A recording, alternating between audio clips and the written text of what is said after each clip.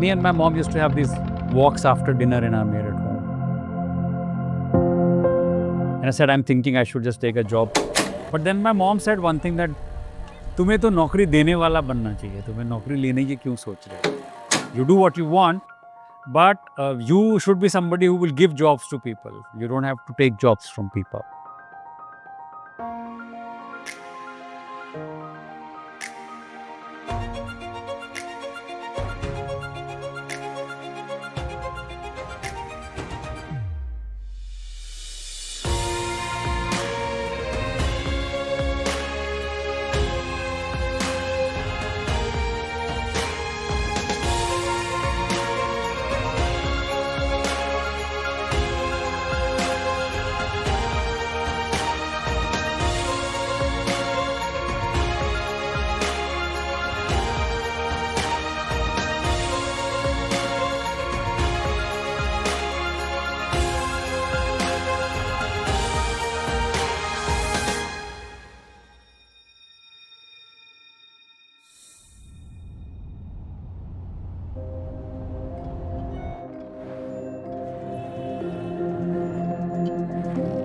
In today's fast-paced world, mindful living matters more than ever. Interiors now go beyond aesthetics, shaped by emotion, function, and harmony. And at the heart of it all is one grounding element: the rug. Woven since ancient times, they've served as symbols of identity and artistry. From Persian deserts to Central Asian steppes, today rugs blend tradition with innovation. Sustainable materials, bold patterns, and new textures redefining their role. And at the forefront of this global revival stands one brand, carrying India's legacy forward: the Rug Republic.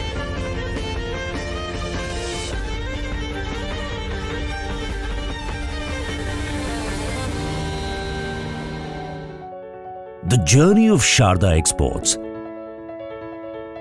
the parent company of the Rug Republic, began in 1983 in a modest garage in Meerut. Mr. J.K. Gupta and Mrs. Binakshi Gupta started with just 6 weavers and an unwavering commitment to quality.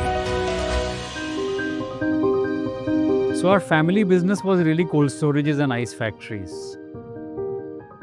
And somewhere in the late 70s, the business of cold storages and ice factory was in a very bad shape because people started having more refrigerators. Ice factory, the whole concept of going and buying a block of ice was obviously receding. So that business in itself, for various reasons, was getting really cornered.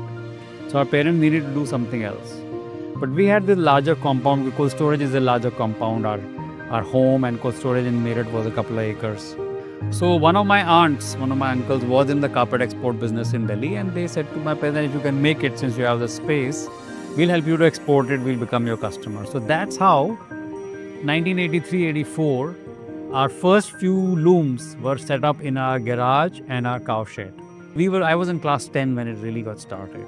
So we were kind of growing up seeing the things being made at our home itself. So we have a very intimate relationship and a very close understanding of the product itself. So that way it's a kind of a family business, including other families of people who have been associated.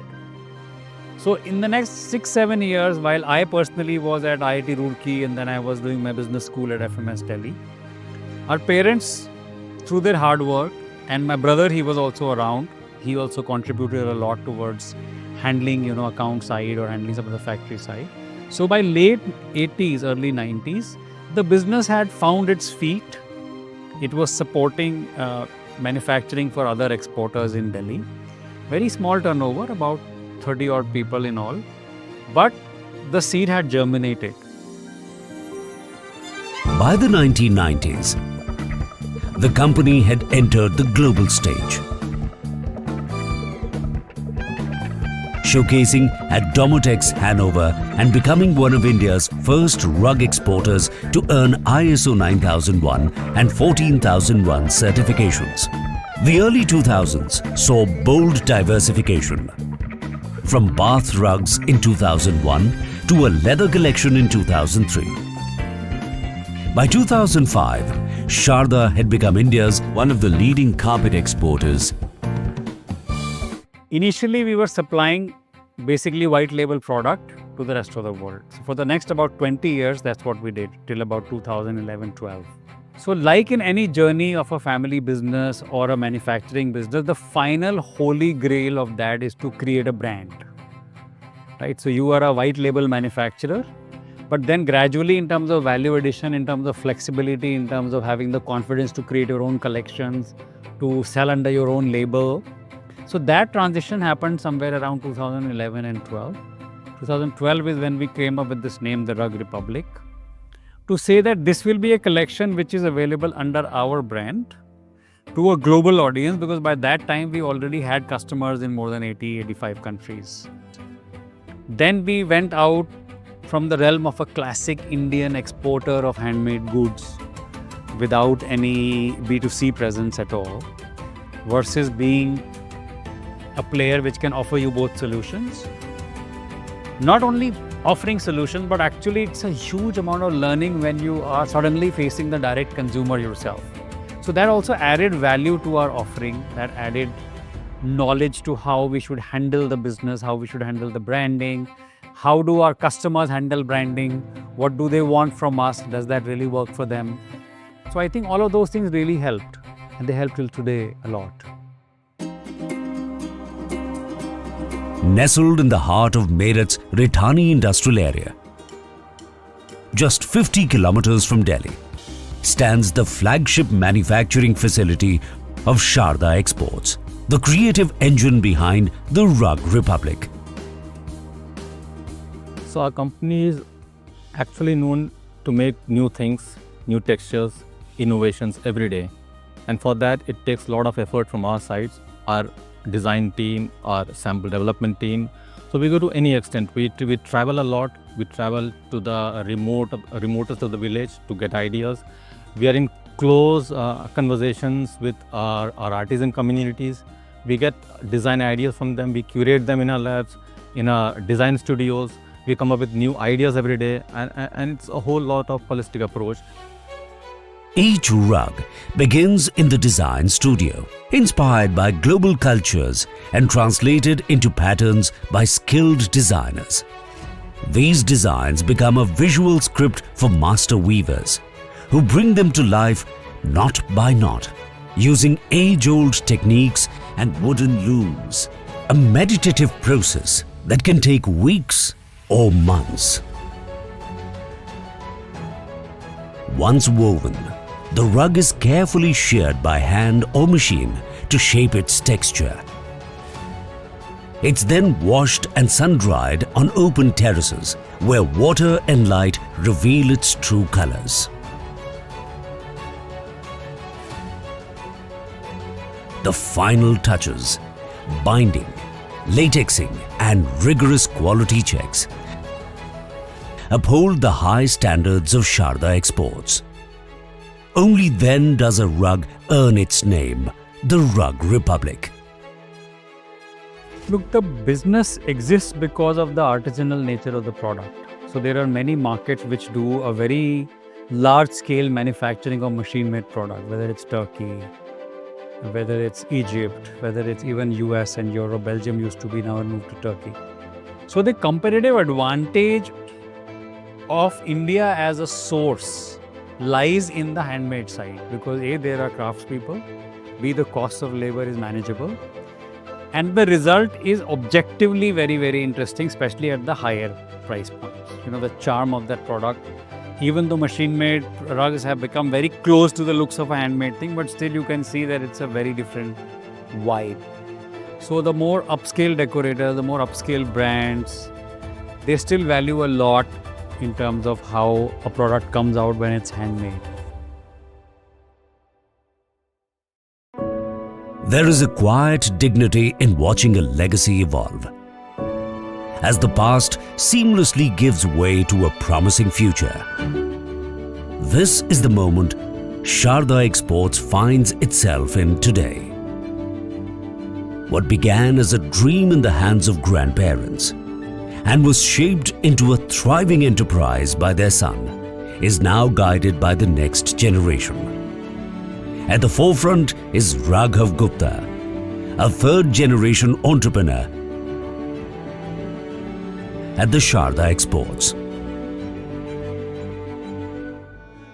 So over the past few years, of course, we've gone more and more on the sustainability route.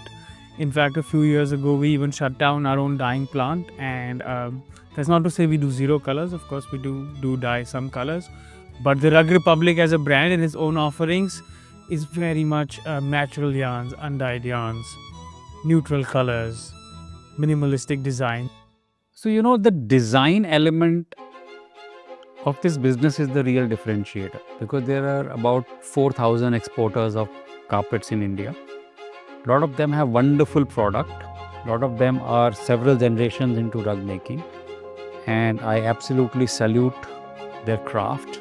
But our advantage was our exposure, our maybe some natural sense for design and creativity. Maybe the amount of travel and the keen eye that I think I personally, even if I was not in this business, I do pay a lot of attention to detail in terms of the hotels I stay in, the places I visit. So yes, design, and then the ability to understand design not only as a product, because I have to understand that I am not an artist, right? If I am a designer has to sell to the context of their customer. Now, if my customer base is in 85 countries, so there is a geographical spread of taste, then there is a market segment based spread, because there's some high-end brands, some customers on, premium end brands. So we are very specialized in the product. But within that product, we service all kinds of markets. I think this is probably something that I picked up from my father, just seeing him all through my growing years. And also where we are slightly different again from some of the other manufacturers, we've always been the design heads at our company.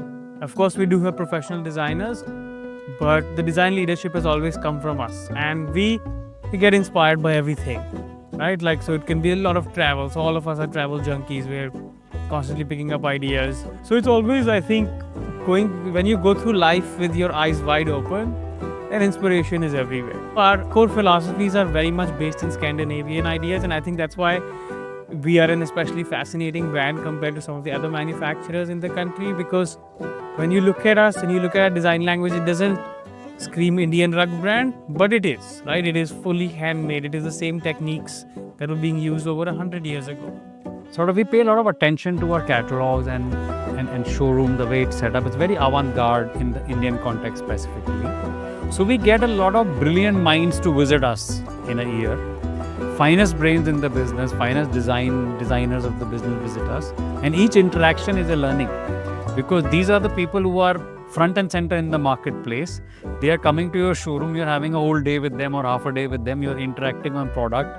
You're also co-creating collections by saying that, why don't we change this? Can we add this texture? How do we bring the price down? So all of these conversations are education. They are priceless education, which you cannot get unless you are practicing that sort of craft. And that way, we've been very fortunate to deal with a wide spectrum of customers in both directions. In a world driven by automation and mass production, the Rug Republic has chosen a more human path, empowering artisans and preserving traditional handcraft. Personally, as an entrepreneur, I'm not driven by something which is just a commodity. So our business celebrates the fact that there are these artisans. So artisans obviously are the soul of this whole thing. In many ways, our business is very interesting because it connects the two worlds of artisanal and traditional manufacturing as it used to be 100 years ago, to cutting-edge home fashion of brands which are globally selling things to a modern consumer. So first of all, I'm very, very proud to say that we are the only Great Place to Work certified company in this kind of a trade. Now that is not just a certification, that is some sort of a validation and comparison with international standards in terms of best employment practices. So we also have certain very good practices. For example, you see people need money from time to time outside the wages that they earn. And typically I saw that people end up, borrowing money from a local village, some sort of a money lender or someone like that. And that kept them a lot into this some sort of a debt trap. So we created certain models where if somebody is working with us for 3 years at least, then they can take money equivalent to 4 months of their average.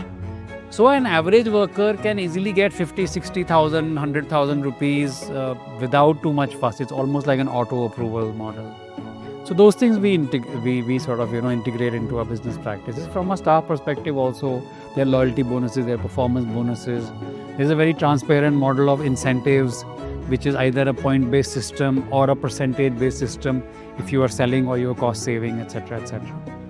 So that I think is an extremely fulfilling part, and which is the reason almost all of our team heads are with us for more than 15-20 years.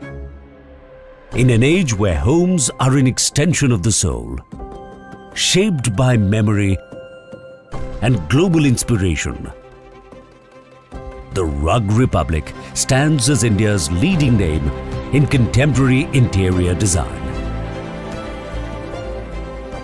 Today, the Rug Republic operates in over 85 countries, has partnered with more than 200 leading brands, exhibited at 150 plus global trade fairs, and shipped over 9,000 containers worldwide. So basically our collections means we travel a lot. We go to a lot of trade shows, international trade shows, and that inspire us. So many people are coming to those international shows, especially in Meso, Paris, or I can talk about Germany. So there we have Hametex and Ambiente. So all those shows brings a lot of minds together, which gives us some ideas, some inspiration from there. The most important thing, the sustainable things what we are making without using any colors, any dyeing. So whatever materials we are using is all sustainable. So whenever we go to the trade shows or people visit our showroom in Delhi, so they always like our products just because of the simplicity and the natural feel of the product. Absolutely. So, as our name suggests, the Rug Republic. So, we are at our core rug company, a rug manufacturer, and that is how we started more than 3 decades ago. But over time, we find ourselves going into new product categories: poofs, pillows, light movable furniture, and as of late, we've also gone into wall art, which is again very much based in our ideas of design, our ideas of texture, our ideas of natural yarns. But of course, bringing new design languages, new looks, and a few months ago, we even launched artisanal lighting, so decorative lamps made out of jute, made out of wool, which are quite a unique product on the market. So my love for adventure and outdoors, I think, was ignited at IIT Roorkee, University of Roorkee is what it used to be called then. We had a club called the Himalayan Explorers Club, and I'm glad I got, attached to that profile of activity. My first trek was 1987 to Pindari Glacier. After that, I really loved the idea of outdoors, the adventure of, being out there in the wilderness. So we trekked Garhwal, we trekked, obviously in that area out of Roorkee. Then in 1991-92, I did a basic course of mountaineering at Nehru Institute of Mountaineering in Uttarkashi. After that, I started working. In the first 10 years, I was very focused only on work. 2014, we made the first attempt to climb Mount Everest. And before that, I had also done other adventure trips like Brahmaputra expedition for rafting the Zambezi in Africa.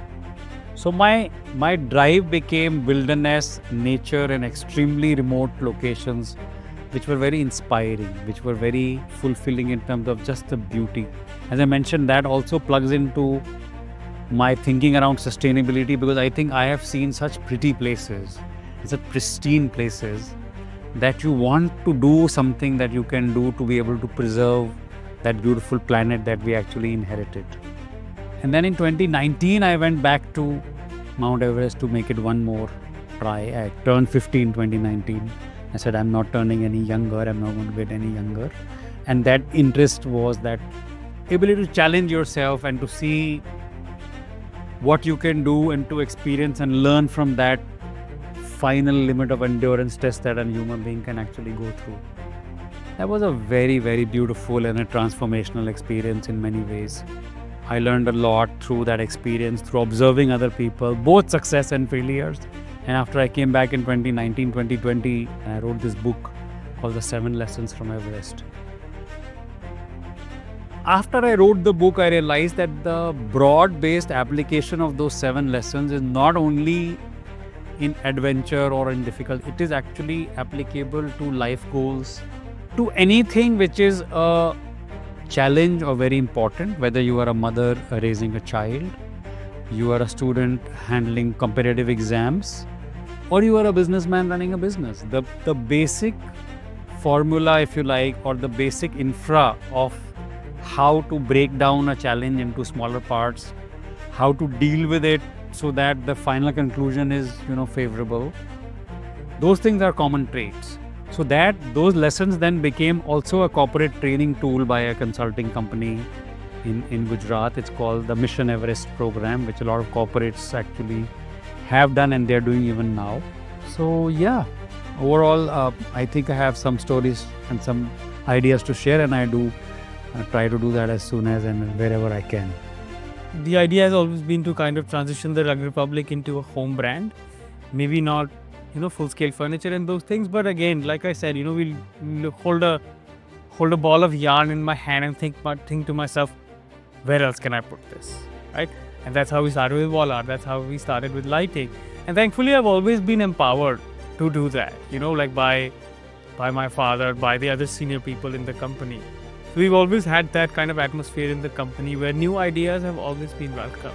So Rug Republic to me is making places which are homes or offices of people, spaces a lot more joyful and a lot more happy because they are more beautiful, because they're more comfortable.